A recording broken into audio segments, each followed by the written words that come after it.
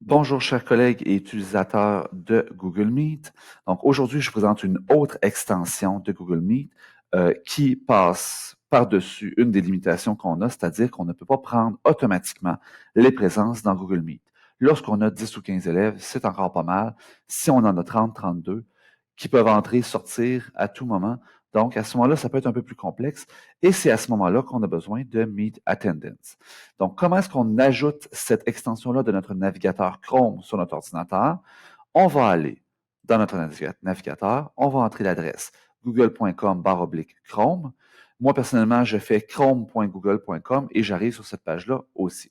On clique sur Extension et une fois qu'on a cliqué sur Extension, on va aller chercher Meet Attendance. Donc, on cherche dans la barre à gauche Meet Attendance et ça va être celui avec une petite pomme ici que vous allez cliquer sur le bouton bleu qui va être écrit pour vous Ajouter à Chrome comme celle que je n'ai pas choisie en dessous. Donc, on fait Ajouter à Chrome et il va s'ajouter. Meet Attendance, quand vous allez le démarrer pour une première fois, va vous demander d'accepter, de donner accès à votre compte Google à Meet Attendance. Pourquoi?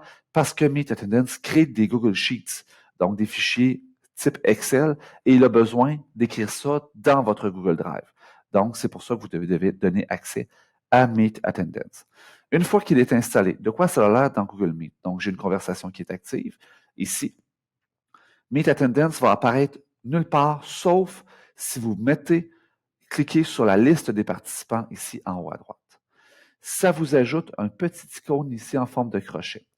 Donc, il y a quelques options ici. Donc, dans les options,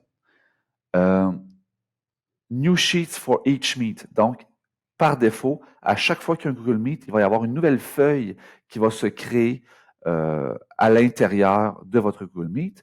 New Sheet Delete for the same Meet. Donc, on sait que par exemple, si on utilise Google Classroom, c'est toujours le même lien, c'est toujours la même conversation Meet.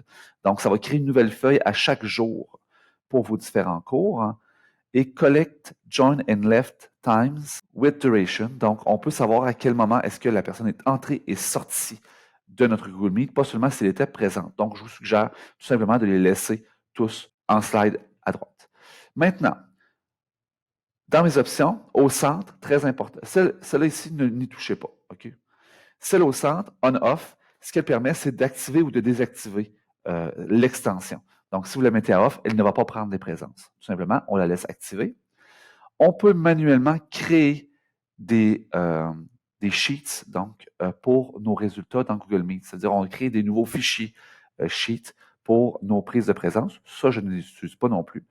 Et comment est-ce qu'on fait pour prendre les présences? Bien, tout simplement, quand on est prêt à prendre les présences, on clique sur le petit icône avec un crochet et il va nous créer une feuille avec les présences. Donc, on voit ici que Sylvain est entré à 16h07 et a quitté le moment où j'ai pris les présences, 16h08:54.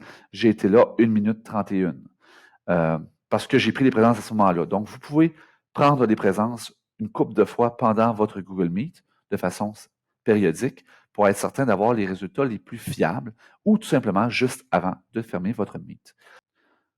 Donc, c'est tout pour Meet Attendance qui vous permet de prendre vos présences automatiquement dans Google Meet. J'espère que ce didacticiel vous a été utile. Pour d'autres didacticiels du genre, n'hésitez pas à rejoindre ma page YouTube, une app par jour.